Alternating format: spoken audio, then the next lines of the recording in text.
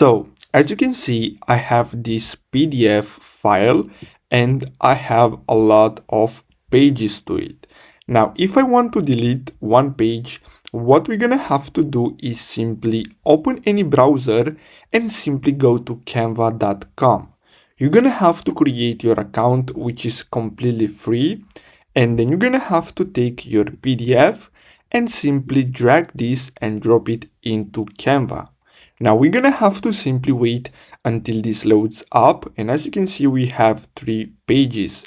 So simply open the PDF file and then you're gonna have to simply choose which page you want to delete. So as you can see, we can simply delete the page and then we're gonna be able to simply click on share, then click on download and make sure to select PDF standard and simply download the new PDF file with only the pages that you want. So basically that's all you have to do.